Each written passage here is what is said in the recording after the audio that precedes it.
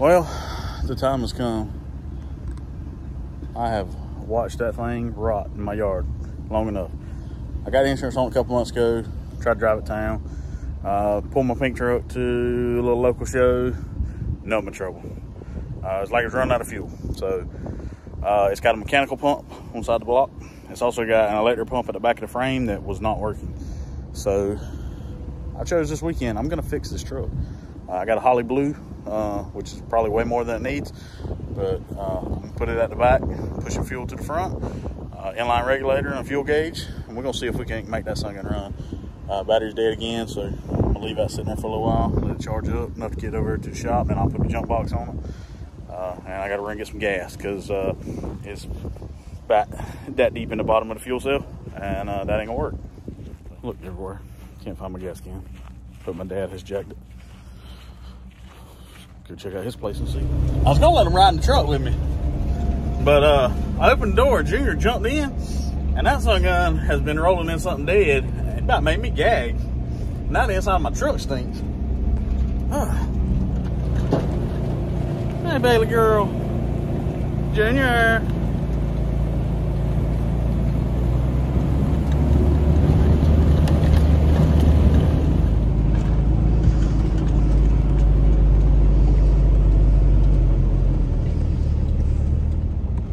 Found it. Thanks for the help, guys.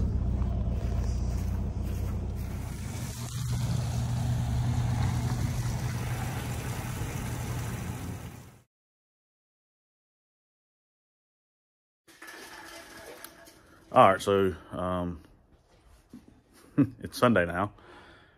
Friday, when I went to get gas in the S10, I was on the way back, and the outer wheel bearing on the driver's side front decided that it didn't want to be there no more, so it let me down.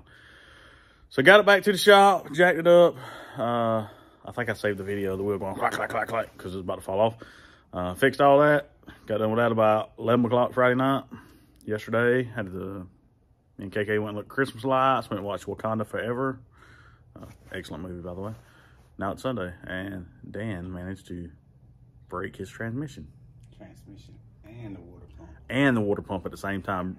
Broke the transmission, got out looking at it, noticed the water pump was leaking. So we got a new transmission there, new water pump there. And then we're going to get back on the dually, I promise. Dan, hurry up. Gotta fix the dually, hurry up. That dually's been out there how long? Forever. But today was the day. I don't think a couple more hours is going to hurt. It might.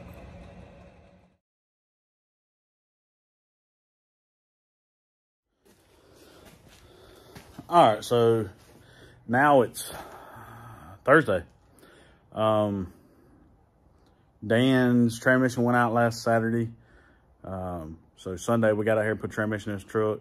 By the time I got done with it, it was like 5 o'clock. Had a church play. My kid was in at 6, so they didn't get anything done on the dually. Got out here earlier in the week and crunk it up, trying to move it, and noticed I was sitting in the truck and I could see, I had the hood up, and I could see that there was gas coming out the front vent hole on top of the carburetor.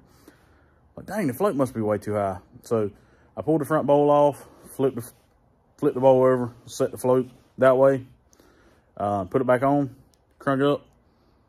Dude been running like a champ. So I was gonna put a Holley Blue fuel pump on it, but I don't even think it needs it. I think it was just, it acted like it was running out of fuel, but I actually think it was flooding out. It was pumping gas in there. And I think that was my issue the whole time. So I got a couple more things I want to do to it. I'm gonna modify the exhaust a little bit. When I had Jason put exhaust on it, it come out the muffler and it goes back a couple feet and dumps right in front of the rear end. And it's got like a really raspy, I don't like it. So I'm gonna cut it off a little closer to the muffler and try that and see if it gets rid of some of that Mustang sound. I can't stand that. But it sounds really good idling when you're going down the highway. It's like, ah, it's got a funny noise. So I'm gonna do that and tune on the carburetor a little bit more. And I gotta go find an air cleaner to fit it. Every air cleaner I've tried has hit the hood. So I really don't want to cut my $700 hardwood hood up. Even though it's probably the most valuable thing on the truck, except the wheels. So I really don't want to have to cut it up, put air cleaner on it. But we'll find something that works.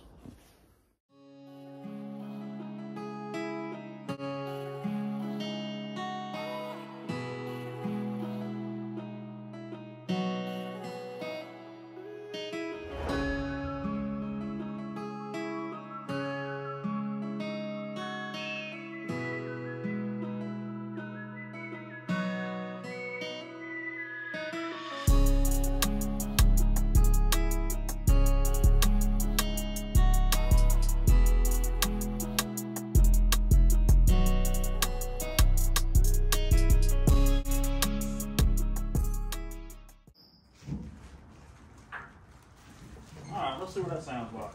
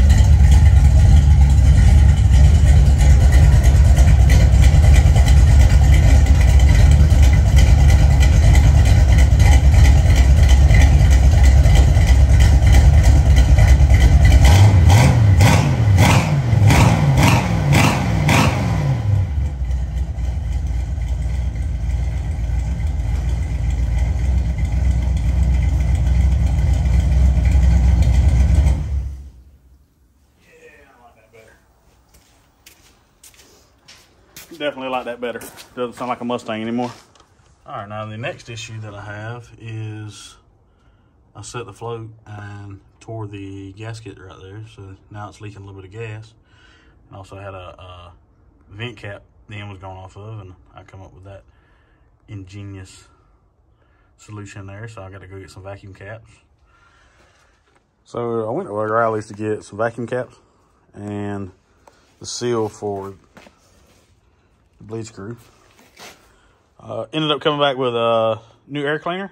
It's kind of small. I hope it clears the hood. Got the entire rebuild kit because I didn't have just the gasket. Got a variety pack of return springs because this one, it had two of them on it. And I think I stole one off and put on the Suburban when we went mud bogging. But it'll pull it most of the way, but that last little bit, it ain't wanting to pull it. So we're going to double them guys up. And I got a fitting there to go in the top of the water pump here. And then I also have this cap. I'm going to run the two hoses right here to my heater that's in here. This thing's got like a hot rod heater. It's actually designed for a Timberjack skidder tractor. I was up there one day getting some parts for a tractor, and he had that thing on the shelf. I gave him $20 for it, and it will run you out of the cab of that thing.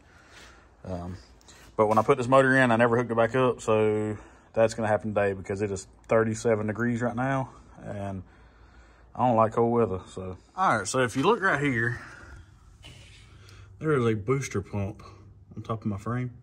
I got a hard line in. This is when I put the Cummins in the truck. It goes over to the bottom of the fuel cell.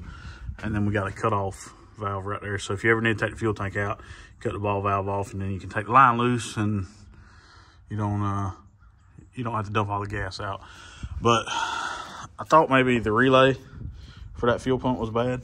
That's actually a new one.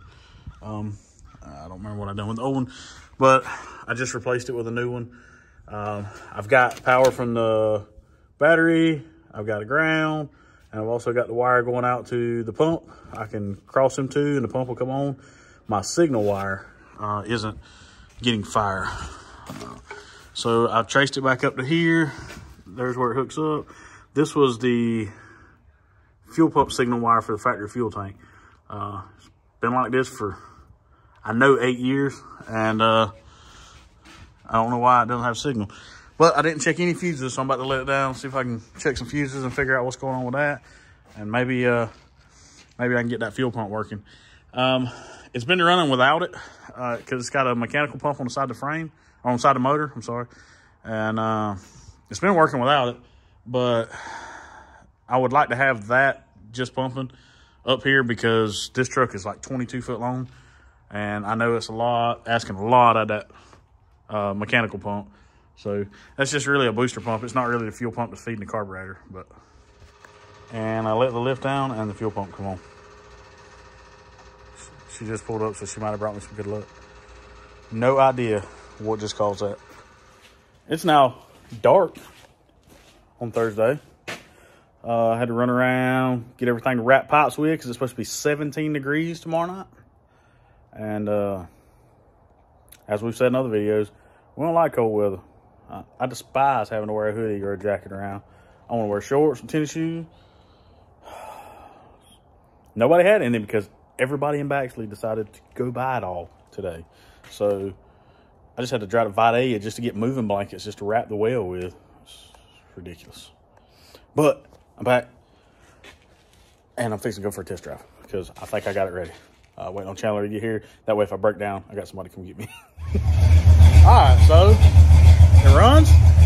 It now has a heater hoses. I got those in, realized that I had stole the fuse out of the heater circuit that I had in there. The first test drive I ever tried to do because it blowed the ignition fuse and I didn't have one, so I stole that one. And I forgot about it, so I put a fuse in that. The heater works. I fixed the marker. I fixed the marker light bulb. It was blowed. Fix that. It has an electric fuel pump and a mechanical fuel pump now. Let's see what else. Aired the tires though, that was important because 3 out of 4 back tires were flat. Let's see what else. It has an air cleaner.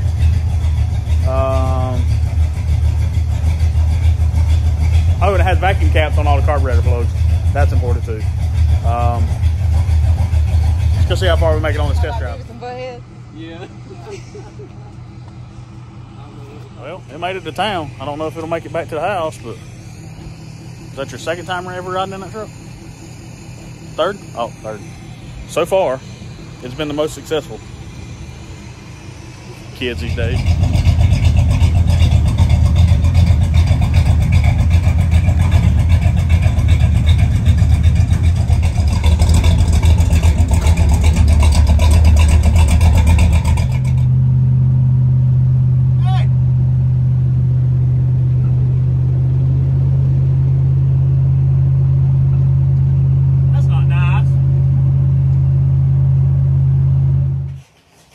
So, that is the first time in at least, I don't know, 3 years I've drove that to town and it didn't break down while I was gone. So, that's great. And did a burnout. And it done a burnout. I didn't film it. I'll film you one tomorrow in the daylight though. Get over here and be on film. She drew penises all over my window.